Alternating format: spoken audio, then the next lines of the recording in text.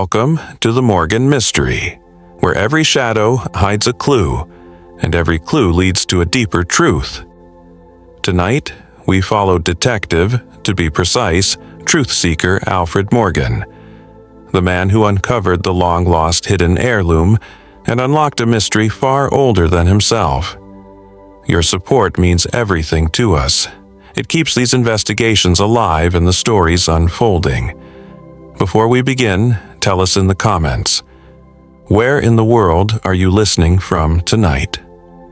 Now, let the mystery open its first door. Alfred Morgan had been out of work for quite some time now.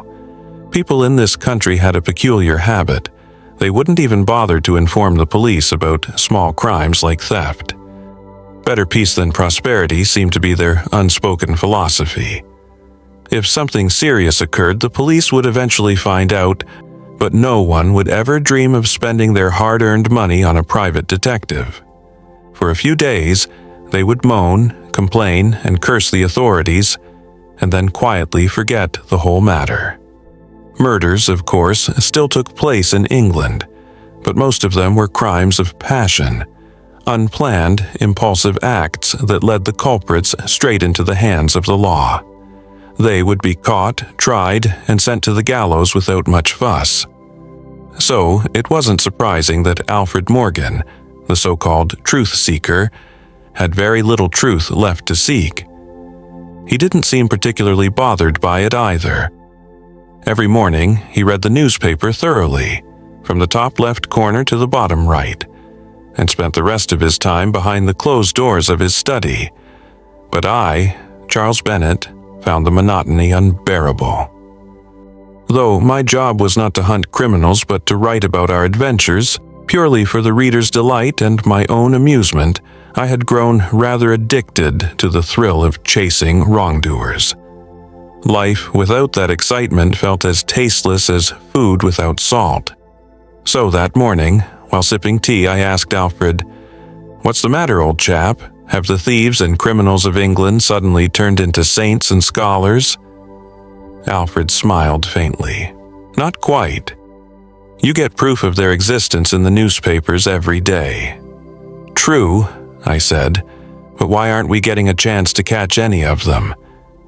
"Patience, Charles," he replied calmly. "The fish takes the bait in its own time.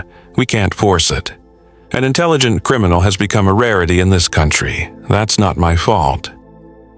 Most of the names you find in police records belong to small fry. The big fish, the truly cunning ones, rarely swim close enough to the net. And it's those that interest me. You know, the deeper the pond, the larger the fish." I chuckled. "Your similes always smell faintly of fish, Alfred. If there were a psychiatrist in the room, he'd probably diagnose you with an obsession, predicting you'd soon give up detective work and open a fish market instead." Alfred's lips twitched into a smile. "Then the psychiatrist would have made a dreadful mistake," he said. Just then, there was a knock at the door. The postman handed over a letter. Letters were a rarity in our lives, so their arrival instantly sparked curiosity. This one was particularly unusual, an insured envelope addressed to Alfred himself. When he opened it, our curiosity turned into amazement. The letterhead bore a bronze and blue monogram. The paper was thick, smooth, and unmistakably expensive, and enclosed within was a check for £5,000. Alfred read the short letter silently, and then passed it to me with a slight smile. "Take a look," he said. "A very serious matter, it seems. A mystery at the estate of a wealthy gentleman in northern Yorkshire. I've been requested to go there at once. The writer has even included an advance for travel expenses." The letter read, "Lord Theodore Norwood has instructed me to write to you. He has heard of your work and requests your immediate assistance regarding a very serious matter. We would be most grateful if you could let us know which train you intend to take, and we shall send a car to meet you at the station. Yours sincerely, Edward Harrington, private secretary, there wasn't much to infer from the letter itself. I said, "It does sound serious. Can you tell anything from the handwriting or the paper? You're rather good at these things." Alfred shook his head. "Not much, but knowing the habits of the English gentry, I wouldn't be surprised if Lord Norwood had simply woken from a nightmare, perhaps dreaming that his prized racehorse had been stolen by a rival, and, in a fright, decided to hire a detective." I laughed. No, you're being too cynical. Anyone sending such a large sum in advance must have a real problem on their hands." "That's where you're mistaken," said Alfred calmly, stirring his tea. "When a man is wealthy, you assume his troubles must be grave. It's often quite the opposite. The rich call for a doctor at the first sign of a pimple, while the poor die quietly in their homes with no one to attend them." I smiled. "Perhaps you're right. But are you going to Yorkshire then?" Alfred paused, thinking for a moment. "Well, since I've nothing else to do, why not? Let's go for a couple of days. At least we'll see some new countryside. I don't think you've ever been to that part of England." I hesitated, though his curiosity was obvious. "But should I come along? They've invited you, not me." Alfred gave his characteristic knowing smile. "Nonsense. Lord Norwood will be glad to see two of us instead of one. Besides," he added with mock solemnity, "since someone else is footing the bill, it's our moral duty to go. According to Scripture, one should always go on a pilgrimage at another man's expense." I laughed. He couldn't recall any sacred text that said such a thing, but he didn't need much convincing. An adventure was far better than another dull day in London. That evening, they boarded the northbound train. The journey was uneventful at first, save for one curious encounter. Their carriage was nearly empty, occupied only by a third passenger, a middle-aged man with a genial smile and a touch of restlessness about him. After some polite conversation, the man asked, "May I know where you gentlemen are headed?" Alfred returned the question with an equally pleasant tone. "And where are you headed, sir?" The man blinked, slightly taken aback. "I'm getting off at the next stop." "Ah," said Alfred casually, "we'll be getting off at the one after that." There was no real need for Alfred to lie, but I knew him well enough not to ask why. The man got off at the next station as he'd said.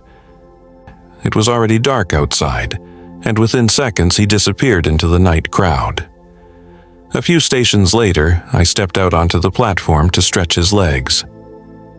As he wandered near the adjoining carriage, he caught sight of the same man again, seated quietly, staring at him through the window. The moment their eyes met, the man ducked out of sight. I returned to our compartment, my voice brimming with excitement. "Alfred, listen." "I know," Alfred interrupted, without looking up from his newspaper. "The gentleman's in the next compartment.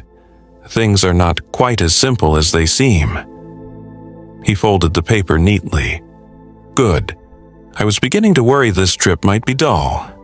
After that incident, I kept an eye out for the mysterious passenger at every stop, but he never appeared again."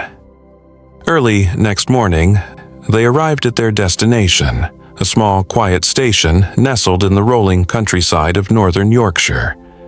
Waiting for them was an elderly man in a neat gray coat, holding a placard with Alfred's name. He introduced himself as Mr. Harris, an employee of Lord Norwood. "Welcome, gentlemen," he said politely. "His lordship's car is ready." The vehicle was large, gleaming, and clearly expensive, a reflection of the owner's status. As they drove swiftly through the narrow country roads, Alfred attempted a few casual questions, but Mr. Harris proved as discreet as he was courteous. "I'm afraid I don't know much, sir," he said with a polite smile. "I was only instructed to fetch you and take you to Norwood Hall." Alfred and I exchanged glances, and decided to remain silent for the rest of the journey.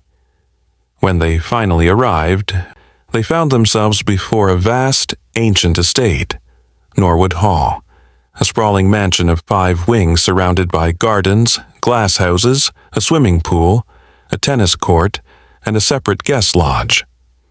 Servants moved about briskly, gardeners trimmed the hedges, and the faint hum of life filled the air.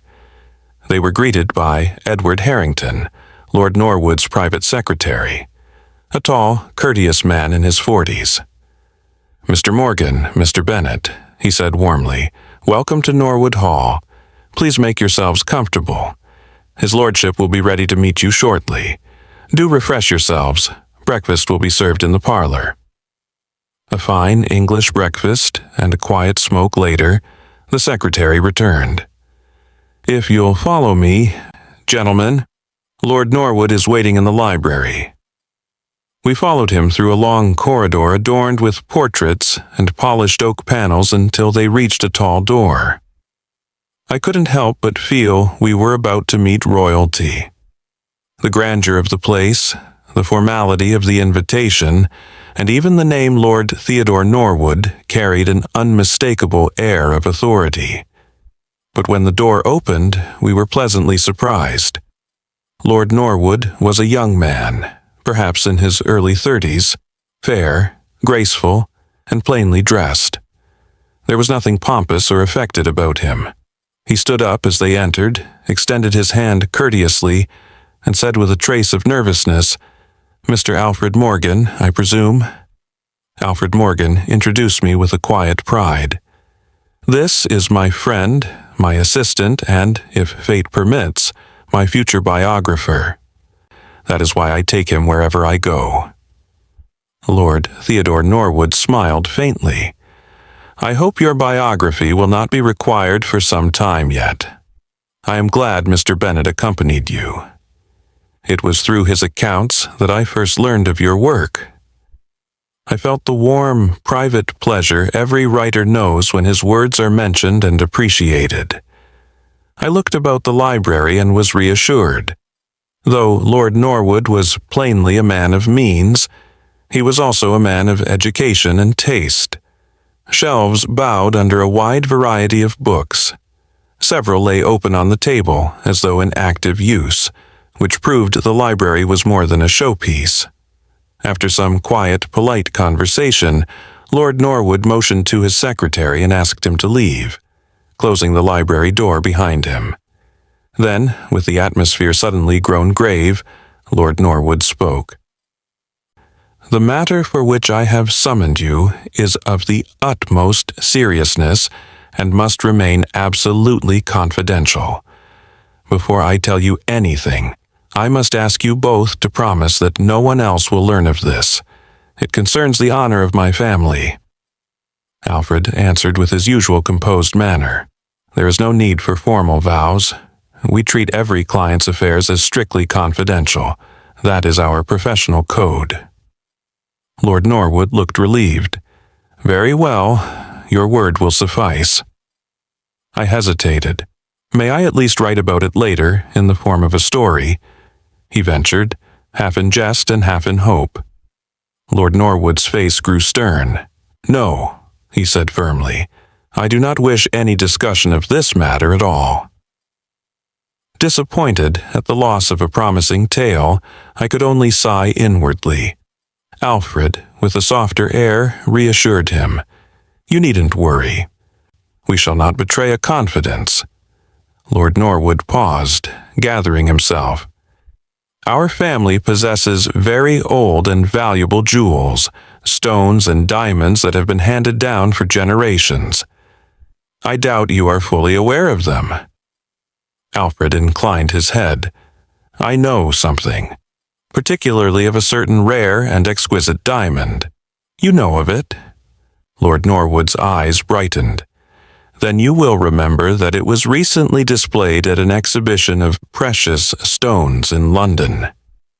Alfred acknowledged this with a brief nod. "I heard of the exhibition, though I did not have the fortune to see that particular gem." Lord Norwood's voice sank. You may never see it now. It has been stolen." "Stolen?"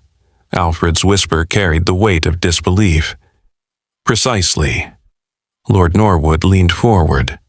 "That is why I brought you here. Let me begin at the beginning. Our family's tenure of this estate stretches back to the time of the Normans. An ancestor of mine obtained these lands by favor of the crown, and we still keep the original charter. That diamond has been in our house since those earliest days. There is an old family belief, a superstition, perhaps, that as long as the diamond remains with us, no great harm will befall the line. Should it pass to another branch, misfortune will follow. In our house, the eldest son inherits the estate. The younger sons receive allowances. When my father died 2 years ago, I succeeded to the property. I am an only child. My uncle still draws a modest allowance from the family purse. This is merely the background," he continued. "Now to the theft itself. When I accepted the invitation to exhibit the diamond in London, I transported it by a special coach to the city. I only breathed easy once I had handed it over to the exhibition authorities. You know how jewels from the royal and noble houses, from Windsor, Lancaster, and others, were gathered together for that show. It was an affair of prestige under government supervision. The piece was placed in a glass case, and the keys were kept only by me. The exhibition lasted a week. On the 8th day I returned home with what I believed to be my diamond, and it was then discovered that mine had been replaced by a counterfeit, worth no more than a couple of pounds. Silence fell. I could feel the chill that accompanies any tale of violated trust. Alfred's question was immediate. "Did you inform the police or the exhibition organizers at once?" Lord Norwood met Alfred's gaze with a certain quiet severity. "That would have achieved nothing. The moment the substitution was discovered, I knew who had taken it." "Oh," said Alfred quietly, studying Lord Norwood's expression. "Please, go on." Lord Norwood hesitated a moment, as though weighing how much to say, then spoke gravely. "This is not a matter to be discussed openly. I have not even told my closest relatives. I feared a scandal, the kind that would draw the attention of the press. The only other person who knows about it is our old steward, Mr. Foster, who has long managed the family's finances." He paused, then continued. "I have already mentioned that I have an uncle who lives in London. He receives a generous allowance from the family estate. You may have heard of him. He's quite well known. Sir Reginald Norwood, the artist and scientist." I and Alfred exchanged glances. The name was indeed familiar. "He is an extraordinary man," Lord Norwood went on, a faint conflicted smile appearing on his face. "Had he been born abroad, he would have been hailed as a genius. His mind is brilliant, endlessly curious, endlessly inventive. In his youth he made remarkable discoveries about the composition of plaster, and for that he was knighted. In the world of art, too, he has made his mark. You might have heard of the acclaim he received in Paris for his marble sculpture, The Angel of Faith. A man of many talents, and equally many eccentricities." Lord Norwood's smile faded. "My uncle has always shown great affection for me, but there is one matter on which we have never agreed, the family diamond.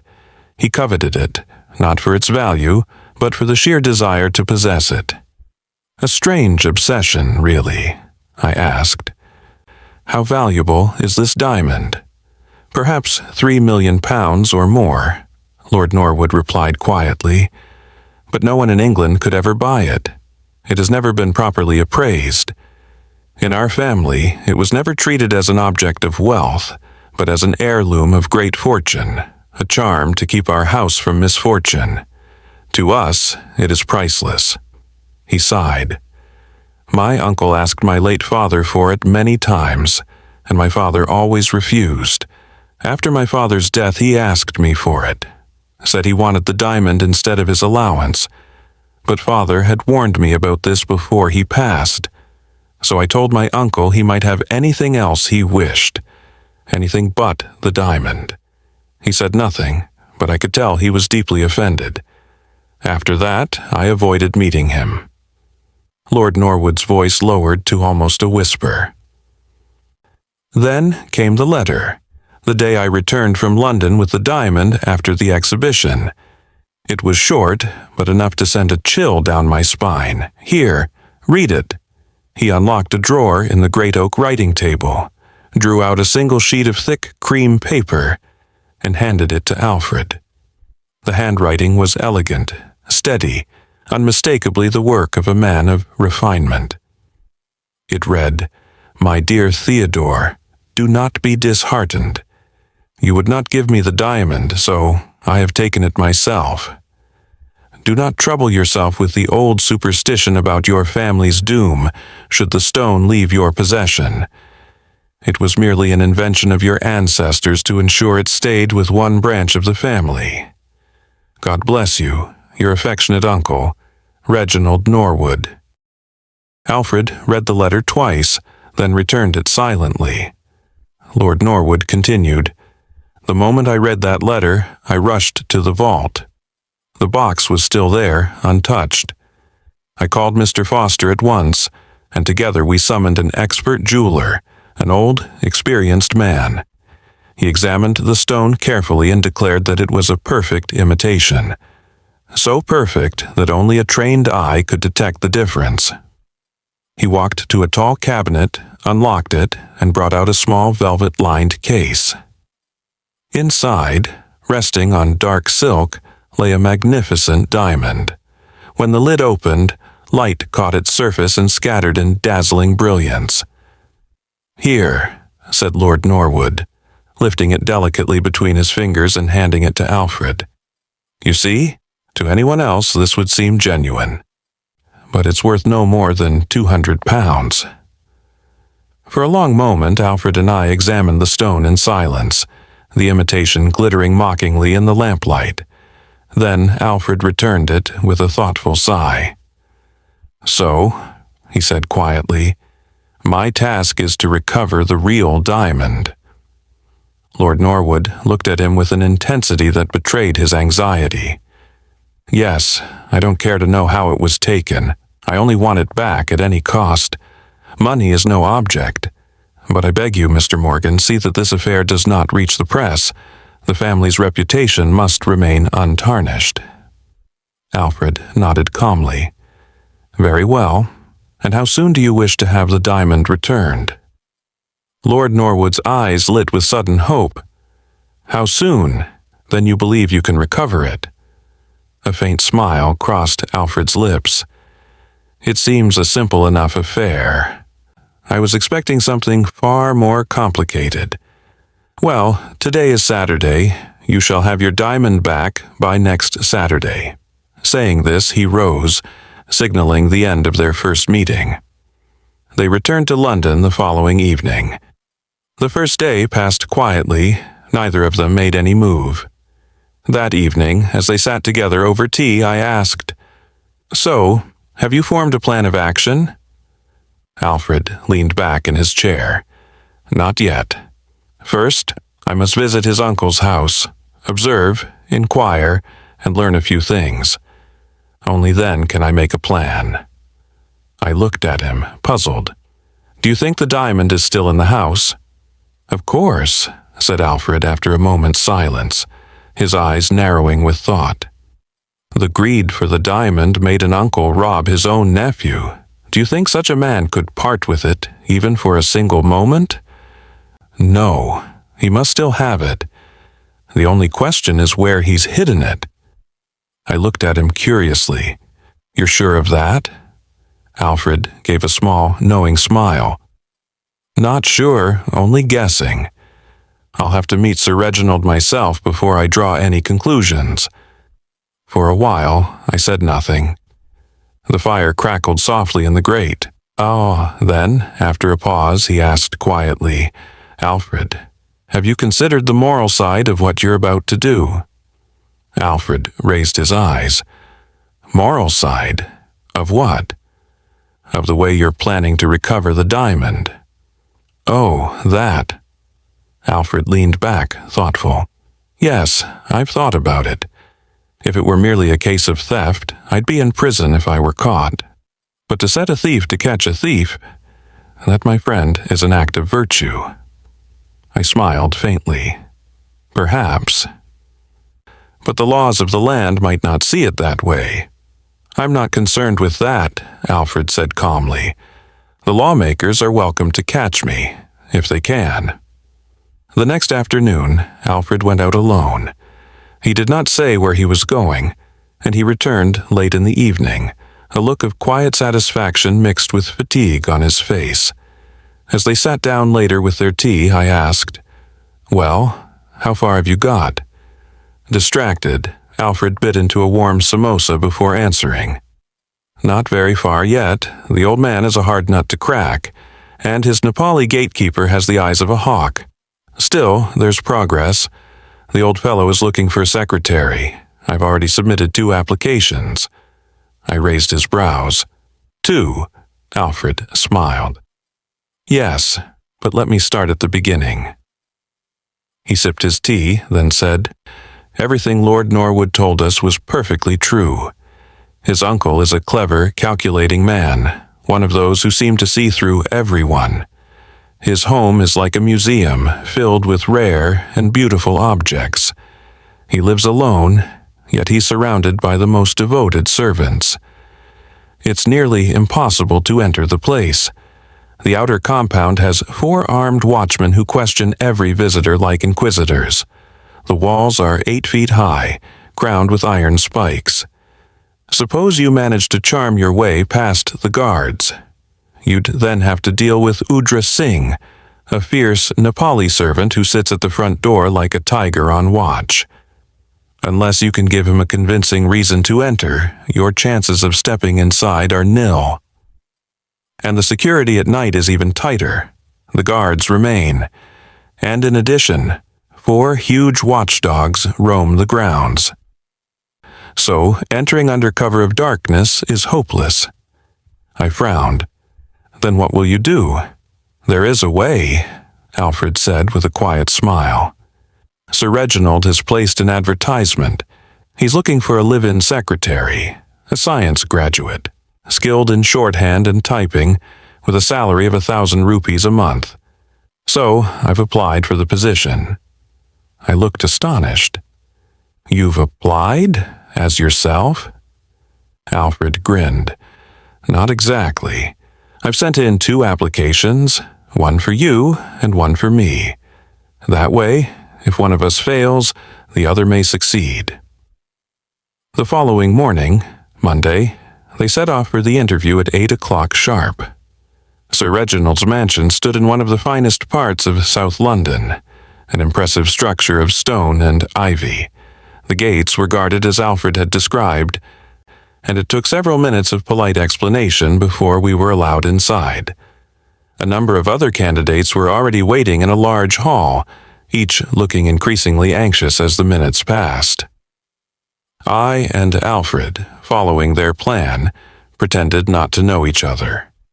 One by one, the applicants were called into an adjoining room, and one by one, they emerged disappointed.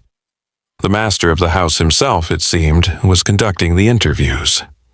By the time only 2 names remained on the list, those of Nicholas Ford and James Hargreaves, the false names Alfred had given them, both of us were beginning to wonder if we would be sent away like the others. Then, unexpectedly, a servant appeared and announced, "Sir Reginald wishes to see Mr. Ford and Mr. Hargreaves, both together." We exchanged a brief, surprised glance. Until now, each candidate had been called in alone. Why this sudden change? Without a word, we rose and followed the servant down a long corridor toward the inner rooms of the house, toward the man who had stolen the diamond. The great room we are shown into contained almost no furniture save for a massive writing table. Behind it, seated facing the door, was Sir Reginald Norwood. He was a vast man wrapped in a sleeveless cloak. To see him was to imagine a bulldog with a grizzled beard and mustache, and in truth Sir Reginald resembled nothing so much. One's first instinct on meeting him would be to turn and flee. His head was broad and spherical with a bald patch at the crown. He had scarcely any chin. His great hairy arms suggested the power of some fearsome ape, yet his fingers were unexpectedly fine, long, and almost artistic. Small, deep-set eyes hunted about like those of a gamekeeper searching for quarry. The whole figure seemed torn between benevolence and menace. He inspired both respect and a certain apprehension. Alfred and I bowed respectfully and stood before the table. The little, piercing eyes traveled from one to the other and fixed on Alfred. A curious smile crossed the huge face. If a bulldog were ever to smile, it might have looked like that, and vanished almost as quickly. In a voice like distant thunder, he commanded, "Hey, shut the door." The servant obeyed and left. Sir Reginald picked up their applications from the table and glared down at us. "Who is Nicholas Ford?" he asked. Alfred answered coolly, "I am Nicholas Ford." "And you are James Hargreaves," the old man continued, lifting his gaze to me. "You two conspired to apply together?" Alfred met the accusation serenely. "Sir, I do not know this gentleman. Really, you do not know each other?" Sir Reginald's tone carried surprise edged with suspicion. "Yet your application suggested otherwise. You have passed your M.Satu?" Panic prickled at me as the master's hand swept toward a heavy volume on the table. It was the University Gazette, listing past successful candidates, and the thought that our assumed names might be exposed made his palms damp. But Alfred answered steadily, "I passed this year, sir. My results were published only about a month ago." Relief eased I briefly. This year's names had not yet been entered in the Gazette. Sir Reginald pushed the book aside and began a rapid series of questions aimed at Alfred, testing him with the sort of exacting, clinical curiosity of a man used to examining specimens. Alfred supplied answers without faltering. His shorthand trial was passed with ease. The old man's face registered approval. "Good, you will serve my purpose. Sit there." Alfred took the chair offered. For a time, Sir Reginald stared at the table with a knitted brow. Then suddenly he looked up, his eyes finding me. "Charles Bennet?" "Yes," I replied uneasily. What happened next was as bewildering as it was humiliating. Sir Reginald burst into a tremendous laugh that shook the rafters, a peal that seemed almost volcanic in its intensity. I felt the color drain from his face. He had made a blunder, and the old man was laughing at him. Alfred's expression hardened into reproach. I knew at once what he had done and burned with shame. The laughter rolled on for some minutes, echoing around the bare room, until at last the old man wiped his eyes, and, noting I's mortified demeanor, said, "Do not be so ashamed. There is no disgrace in my having caught you out. I am surprised you thought, being so young, that you could deceive me." He turned his gaze to Alfred with a curious mixture of contempt and calculation. "I did not expect such stupidity from you, though the shape of your head suggests intelligence." He peered closely at Alfred's features as if reading an anatomical chart. "You have at least 55 ounces of brain," he pronounced. "But brains alone do not suffice. It is the convolutions that matter. High cheekbones, a pronounced jaw, a hooked nose, the form of the face. These mark the quick-witted and obstinate. Much intuition, a good power of reasoning, though not yet matured." I stood by, feeling as if a vivisection were being performed upon his friend, the old man dissecting Alfred's character piece by piece. Sir Reginald paused, then, with evident pleasure in his own measurement, declared, "Do you know how much I have?" He spread his hands as though weighing something invisible. 60 ounces, 5 ounces more than you. The difference between your brain and mine is the difference between an ape and a man, perhaps a little more. Alfred sat as though carved from stone, betraying no reaction. Sir Reginald laughed again, the sound now brittle. Then his mood shifted abruptly, and he became stern. His small eyes bored into Alfred. "I know that my nephew sent you to steal something from me," he said bluntly. "Do you think you will succeed?" Even then, Alfred Morgan did not reply. Observing his silence, the gentleman said, "What's wrong, Mr. Morgan? Have you forgotten how to speak? You've taken on quite the enterprise, disguising yourself in order to lay hands on a precious object. So, tell me, do you believe you'll succeed?" Alfred answered calmly, his voice measured and steady. "I have given my word to Lord Theodore Norwood that I shall return his diamond to him within 7 days. Sir Reginald Norwood's massive face darkened, his thick, bristling eyebrows drawing together until they formed one harsh line across his forehead. "Indeed, you're bold, impertinent even. But tell me, how will you succeed? I could throw you out of this house this very instant. Then, how would you manage to return?" Alfred smiled faintly. "Your words make one thing clear to me, Sir Reginald. The diamond is here, within this house." A dangerous glint came into the old man's eyes. "Yes," he said slowly, his voice deep and thunderous. "It is here. But can you find it? Have you the intelligence for that, I wonder?" Alfred said nothing. His calm, knowing smile seemed only to fuel the old man's fury. The veins on Sir Reginald's temple began to throb. His hands clenched into fists. For an instant, I thought he might strike. Had there been any weapon within reach, Alfred's life would have been in peril. But finding nothing to vent his rage upon, Sir Reginald merely shook his great head and barked, "Listen here, Mr. Morgan. You think yourself clever, don't you? The finest detective in all of Yorkshire, perhaps even this side of the Atlantic. Very well, I won't have you thrown out. You shall have complete liberty to come and go from this house as you please. Search anywhere you like. Discover what you came for, if you can.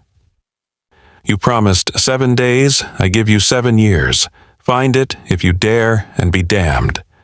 He turned sharply toward the door. "Paul!" Paul Perkinson, his butler and most trusted man, appeared at once. "See these 2 gentlemen," Sir Reginald commanded. "From this moment they are to be allowed entry at any hour, even when I am away. They may go where they please within the house. Do not hinder them." Perkinson inclined his head. "Very good, sir," he said, and withdrew. Then Sir Reginald turned back to them, his booming voice filling the room like a lion's roar. "Finders keepers, Mr. Alfred Hercules Morgan, have you understood?" Alfred replied evenly, "Sir, it's only Alfred Morgan, not Alfred Hercules Morgan." "Never mind," Sir Reginald snapped. "You'll grow old and die before you find that diamond." It's impossible for Alfred Morgan to discover what Reginald Norwood has hidden. If you wish to inspect my vaults, ask for the keys. They hold treasures beyond value, but I do not distrust you. However, mark my words. Should you damage or destroy a single one of my paintings or sculptures in your foolish eagerness, you'll be expelled at once, and your chances of finding the diamond will be gone forever." Having thus graciously dismissed them, Sir Reginald stomped out of the room, his heavy footsteps echoing through the hall like distant thunder.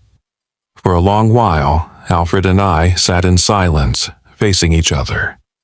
Alfred looked weary after his confrontation with the old man. His usual confident smile had faded when he finally said, in a low voice, "Let's go home. Nothing more can be done today. It was a humiliating retreat. To be caught and mocked while attempting to outwit someone was a bitter blow.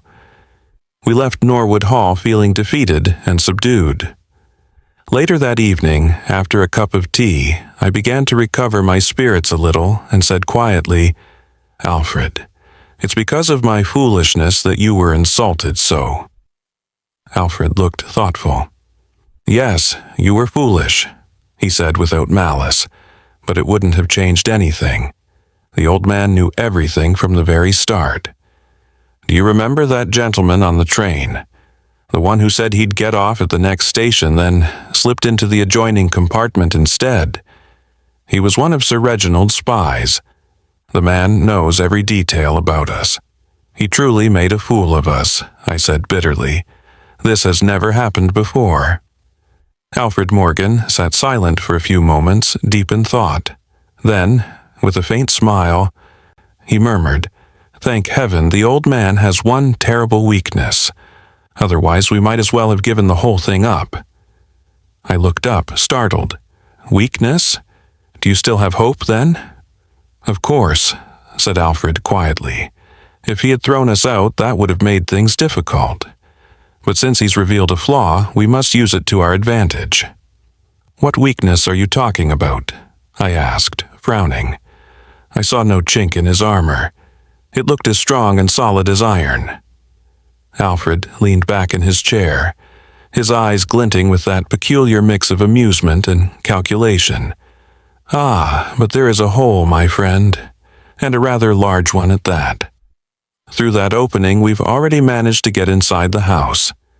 I don't know why, but men of great intellect and power always fall prey to the same failing. The sharper their mind, the greater their pride, and pride, has a way of dulling even the keenest intelligence." "You're speaking in riddles," I said impatiently. "Be plain with me for once." "The old man's weakness," Alfred said, lowering his voice, "is his vanity in his own intelligence. I saw it the moment I met him. It was written all over that formidable face. He is so proud of his intellect that he cannot resist a challenge. That's why he's allowed us to stay. It flatters him to think he can't be outwitted." I shook my head. "You think his pride will help us find the diamond?" "Half the battle is already won," Alfred replied. "We've managed to get inside the fortress. Now, all that remains is to find the diamond." I looked uneasy. "Are you planning to go there again?" "Of course," said Alfred. "I can't let this opportunity slip away." "If you go back," I warned, "that man Paul Perkinson will stab you the first chance he gets. Anyway, do as you please. I'm not part of this any longer." Alfred smiled. "Oh, but that's quite impossible, my dear Charles. We're in this together." The next morning, the two men set out early for Sir Reginald Norwood's mansion. I confessed later that he had felt as nervous as a man traveling without a ticket, expecting to be caught at any moment. But to his surprise, none of the watchmen said a word as they passed through the gates. Paul Perkinson, the grim-faced Nepali attendant, pretended not to notice them. Alfred spoke to one of the servants and soon learned that Sir Reginald was in his studio. Without delay, they began their search. Only Alfred Morgan could have had the patience or the nerve to hunt for a small diamond in that vast mansion. To anyone else, the task would have seemed hopeless, like searching for a needle in a haystack. He quickly dismissed the obvious hiding places, the safes, cupboards, and vaults. Reginald Norwood was far too cunning to conceal such a treasure in a predictable spot. But where, then, could it be? I recalled a story by Edgar Allan Poe, in which a vital document had been hidden in plain sight. Perhaps the old man had done the same. Alfred wasted no time. He tapped the walls to check for hollowness, pulled nearly every book from the tall cabinets, and examined the ornate sculptures and paintings that filled nearly every room. The mansion was a veritable gallery. every corner adorned with marble busts, plaster figures, and framed canvases. Furniture was scarce, but art was everywhere. In 2 hours, we had searched nearly the entire house. Our efforts yielded nothing. At last, we went to the studio. A deep voice called, "Come in," when Alfred knocked. The studio was enormous, half of it taken up by a great table cluttered with tools, plaster molds, and scientific instruments. Sir Reginald looked up as they entered, his laughter booming through the room. "Well, Mr. Morgan," he said mockingly, "have you found your precious stone yet? You'll have grown a beard like old Rip Van Winkle before you lay eyes on it." Alfred ignored the jibe and said evenly, "I'd like to see your steel vault." "Of course," Sir Reginald replied with a smirk, tossing a ring of keys toward him. "Take them. I'd help you myself, but I'm rather busy with this plaster cast. Perhaps Mr. Bennet will lend you a hand, or Paul Perkinson if you prefer." Before Alfred could respond to the sarcasm, he asked calmly, "What are you working on?" Sir Reginald's lips curved slightly. "You must have heard of my celebrated Nataraja sculptures. This is a miniature version. There's another one on the table there, which you may have seen. It serves well enough as a paperweight." I glanced at the table and realized he had seen it before. A strikingly beautiful little figure of the dancing Shiva. "Is that the same one you exhibited in Paris?" he asked with genuine admiration. "Yes," said Sir Reginald carelessly. "The original stone piece is in the Louvre at present." They left the studio soon after. I couldn't help but feel awed by the man's brilliance and versatility. He sculpted, painted, studied science, and seemed to possess an inexhaustible energy for creation. How could one hope to outwit such a man?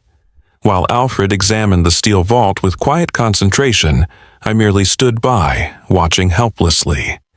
The odds seemed overwhelming. At last, Alfred straightened up and sighed. "No," he said quietly. "Nothing here. Come, let's sit in the drawing room for a while."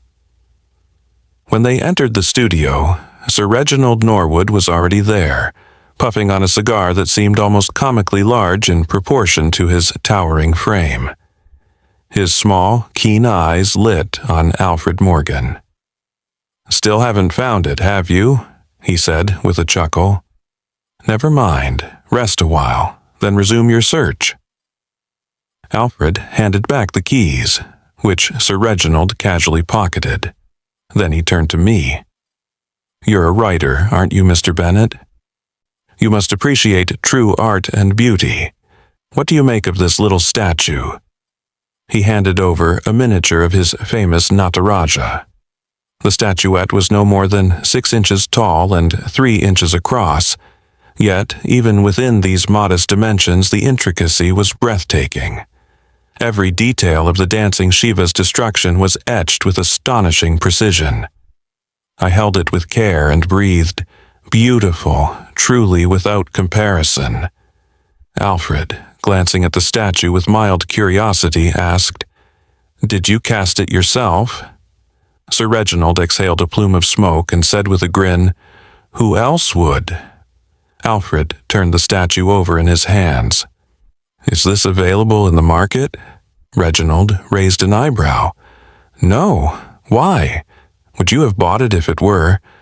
"Perhaps," Alfred replied thoughtfully. "Why not reproduce these plaster casts on a larger scale and sell them? I imagine there's a market for such artistry." Reginald's face darkened. "If I ever need money badly, I might consider your advice. For now, I have no desire to cheapen my work by selling it like a common commodity." Alfred rose. "We'll leave for now and return this afternoon." He set the statue on the table with a deliberate thud. Reginald's eyes snapped open, and his voice rumbled with irritation. "Are you a fool? You nearly broke it just now." He fixed Alfred with a fierce glare. I have warned you. Any damage to my paintings or statues, and you'll be out of this house immediately." Alfred inclined his head in apology. "My sincerest apologies, sir. It was careless of me." Reginald's expression softened slightly. "I cannot tolerate negligence with my art." "Very well. Return this afternoon. Which part of the house will you tackle next? If you wish to dig in the garden, I will make arrangements." It is gratifying to see such determination. They absorbed his scorn in silence and left the house. Alfred suggested, "Let's head to the National Library." At the library, Alfred pored over volumes on plaster casting with intense focus. I watched him, puzzled. "Why this sudden interest in plaster casting?" he asked. Alfred looked up with a faint smile. "You know me. I have an insatiable curiosity. It's a weakness of mine." "I know that, but what have you learned?" "Plaster casting is remarkably simple," Alfred explained. "Mix plaster of Paris with water until it thickens, pour it slowly into a mold, and in 10 minutes it hardens. Then you remove it from the mold. The only difficult part is creating the mold itself." I frowned. "And why is this so important?" Alfred's eyes glinted. "Suppose a small rounded stone is placed while pouring the plaster. It will remain embedded in the cast." "What do you mean?" I asked, baffled. Alfred's expression was enigmatic. "Those who understand will know." That afternoon, they returned to Sir Reginald's mansion. Once more, they scoured every corner of the house with painstaking attention. Sir Reginald occasionally appeared, making sarcastic remarks, delighting in their futile efforts. Eventually, exhausted, they returned to the sitting room to rest. Tea and snacks were served. I hesitated, ashamed to indulge, but Alfred, with his usual composure, consumed the offerings while conversing amiably with Sir Reginald. "For how long do you intend to persist?" Reginald asked, a mocking smile playing on his lips. "Will you never give up?" Alfred replied calmly. "Today is Wednesday. I have 2 more days." Reginald laughed loudly. Alfred made no response. Instead, he picked up the miniature of Nataraja from the table. "When did you create this one?" he asked. Reginald considered for a moment. "About 15 or 20 days ago. Why do you ask?" "No particular reason. We shall return tomorrow. Goodbye." Alfred straightened and stood, signaling the end of their brief visit. As soon as they returned home, Roger, their servant, handed them a letter delivered by a uniformed messenger. Inside the envelope was nothing but a visiting card of Lord Theodore Norwood, and on the reverse side, a brief pencil note read, "I have just arrived, staying at the Grand Hotel." "How far have you progressed?" Alfred Morgan set the card aside and sank into the armchair, his expression unreadable. I noticed Alfred's displeasure at the sudden arrival of Lord Theodore. When he asked, Alfred explained, "His anxiety may unsettle the other party. The old man might become nervous, alter his plans, and then I would have to start over from scratch." Alfred spent the entire evening reclining in the armchair, lost in thought. They slept in the same room in 2 separate beds, as usual, but that night conversation was absent. I muttered to himself for a while before finally drifting into sleep. He dreamt that Alfred, Sir Reginald, and he were playing marbles, but with diamonds. In the dream, Alfred was winning every gem, while Sir Reginald shrieked in frustration like a child. I woke with a start and found Alfred sitting quietly by his bed in the darkness.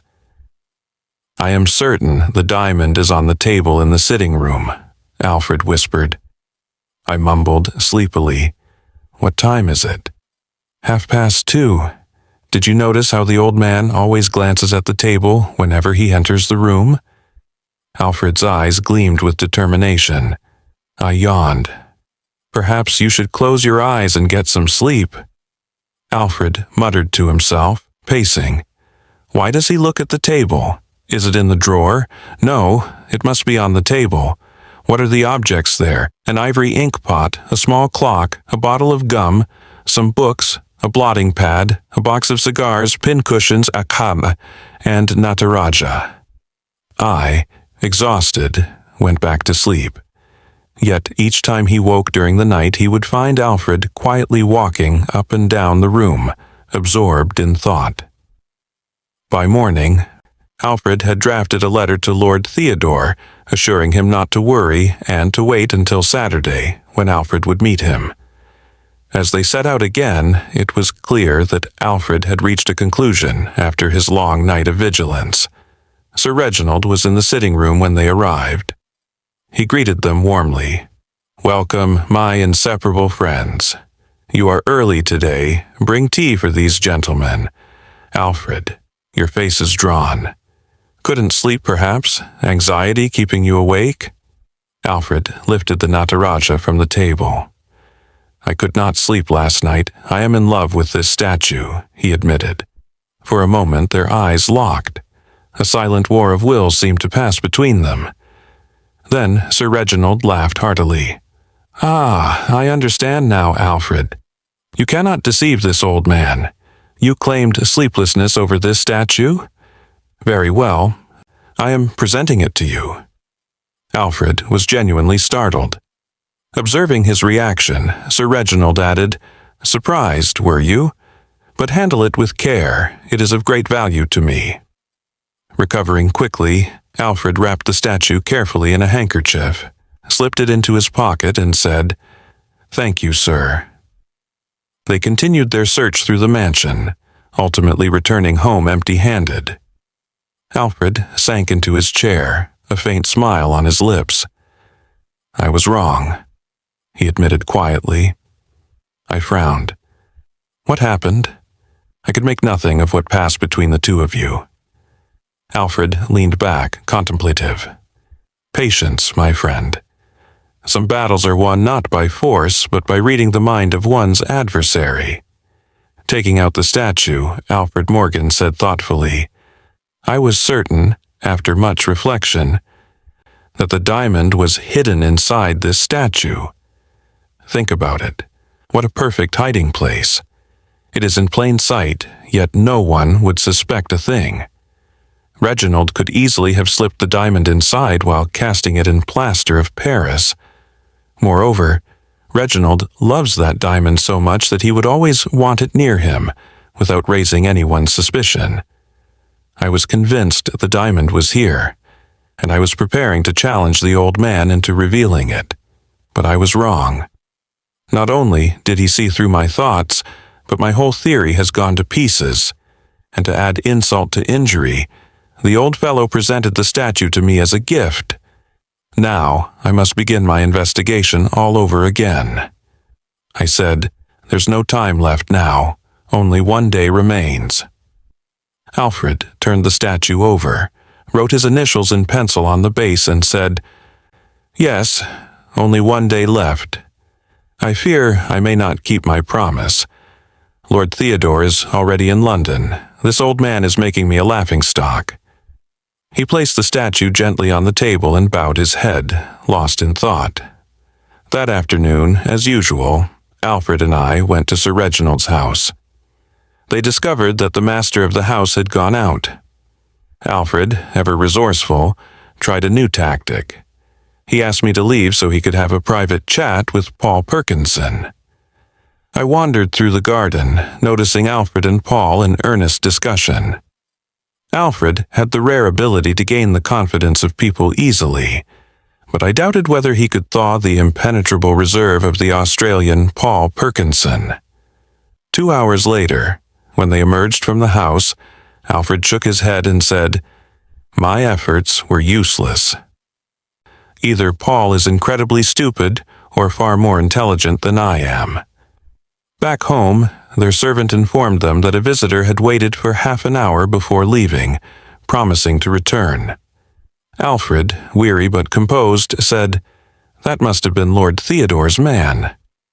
Exhausted by the day's events, I told Alfred, "Abandon this case. This time you must admit defeat. Tell Lord Theodore you are sorry. Why keep him in suspense?" Alfred, sitting at the table, and idly turning the Nataraja in his hands, murmured, "Let's see, we still have tomorrow." His voice trailed off, replaced by an expression of intense excitement. He stared at the statue with a fierce intensity. "What is it?" I asked, puzzled. With trembling hands, Alfred handed I the statue. "Look, you must remember that I wrote my initials on the bottom." This statue does not have them. I examined the base. The initials were indeed missing, but what was so extraordinary about that? Perhaps the pencil mark had simply rubbed off. Alfred laughed heartily, a triumphant glint in his eyes. "Can't you see? What a fool the old man has made of us. But remember, every giant has a giant killer." "Roger," he called. When their servant appeared, Alfred asked, "Where did the gentleman who waited for us sit?" "In this room, sir." "And you stayed with him the entire time?" "Yes, sir, though he asked for a glass of water in between." "Very well, you may go." Alfred smiled quietly to himself, muttering, "You'll be surprised to know that the diamond has been on my table from morning until this very evening." I stared at him, incredulous. Had Alfred truly lost his mind? I overheard Alfred speaking to Lord Theodore over the telephone. "You will have your diamond by 10 o'clock tomorrow morning. Your special train should be ready. As soon as you receive it, you must depart. It isn't safe for you to stay here with it. Make sure you leave Yorkshire by 10. Very well, I will arrange the train. And do not mention a word to anyone, not even to your secretary." After the call, he went out, presumably to make arrangements for the special train. He told I to have his dinner and go to bed, as he would be late. I don't know exactly when Alfred returned. The next morning, at 8:30, they set out as usual. I noticed that the Nataraja statue was missing from their table. When I asked him, he simply said, "I've kept it safely."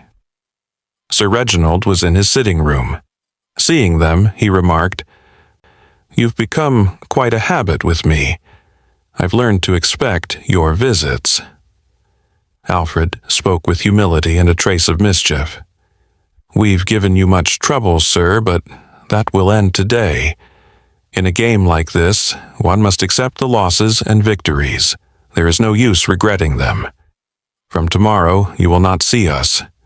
Your nephew is here already, and yesterday I advised him to leave Yorkshire. Today, I shall give him my final answer." Sir Reginald's eyes fixed on Alfred. Then a bulldog-like grin spread across his massive face. "I am glad you've come to your senses. Tell my nephew not to waste his time." Alfred picked up another Nataraja statue from the table, handling it with the care of a man who reveres both beauty and strategy. "You have crafted another masterpiece. I will treasure it, not only for its beauty but as a keepsake of this encounter. Should it break, may I expect another?" Sir Reginald's pleased chuckle filled the room. "Yes, you shall have another. You have learned to appreciate art in my house. That is indeed commendable." With a bow, Alfred continued, "Truly, all these years, that part of my mind had been shrouded in darkness. In your presence, I have begun to see the value hidden in art. That painting behind you, is that your work?" Sir Reginald turned to glance at the canvas. In a display of deft sleight of hand, Alfred exchanged the Nataraja on the table with the one he had concealed in his pocket, all in the space of a second. Sir Reginald, now facing the painting, nodded. "Yes, I have done it." My heart raced. The exchange had gone unnoticed. I was fortunate that the old man hadn't caught the motion. Alfred rose slowly, his voice steady yet warm. We shall take our leave now. I am grateful for this encounter. I shall not forget it. I hope you will not forget me either. My pursuit is of truth. It is both my passion and my pastime. Should you ever require my assistance, I shall be most eager to help. Come, Charles. Farewell, sir." I turned to see Sir Reginald regarding Alfred with a curious, half-perceptive gaze, sensing something of the subtle innuendos Alfred had woven. We stepped outside, caught a taxi, and began the journey to the Grand Hotel. I grasped Alfred Morgan by the arm, startled. "What's going on?" I asked. Alfred smiled calmly. "Didn't you see? My suspicion that the diamond was hidden inside the Nataraja statue was correct." The old man realized this and, to confuse me, gave me that very statue as a gift.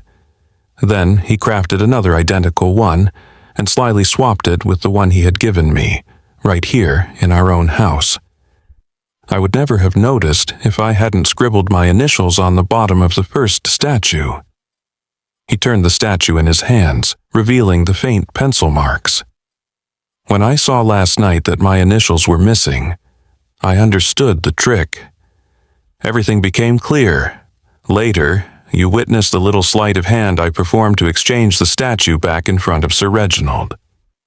I looked at him uncertainly. "Are you sure the diamond is in this statue? And what if it isn't?" Alfred's eyes gleamed. "If it isn't, then I will have to believe that there is no logic, no reason, no truth anywhere in the world."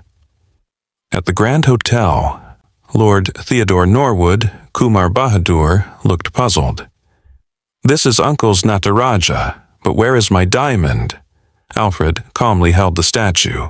"It is inside." "I don't understand. Are you certain?" The young lord's impatience was clear. Alfred raised a paperweight and struck the statue. It shattered into pieces. From the fragments, he retrieved the diamond and handed it to Lord Theodore. "Take your diamond," Alfred said. Despite a few shards of plaster clinging to it, the stone's brilliance was unmistakable, even to the untrained eye. Lord Theodore snatched it eagerly, staring at the gem with delight. "Yes, this is my diamond. I can't thank you enough. Look at it. It radiates a pale blue light." Alfred smiled. "Now, leave Yorkshire as quickly as you can. If your uncle discovers it's with you, he may devise another plan." "No, no. I will depart immediately, but your fees?" "Pay me later," Alfred replied. "Your safe return is more important." They escorted Lord Theodore to the station and returned home, settling into our room. Alfred chuckled softly. "I am curious to see what the old man will do when he discovers his loss." A few days later, a registered envelope arrived from Lord Theodore. Inside was a check and a neatly penned letter.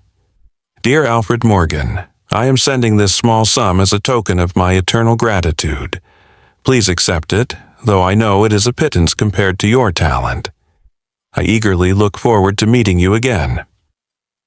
The next time I visit Yorkshire, I hope to hear from you all the details of what transpired.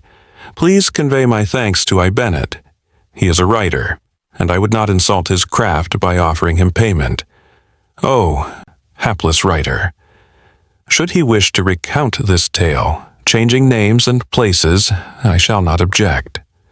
With my highest regards, yours, admiringly, Lord Theodore Norwood." I glanced at Alfred, who gave him a quiet, triumphant smile. The case was finally over, and justice, of a sort, had been served.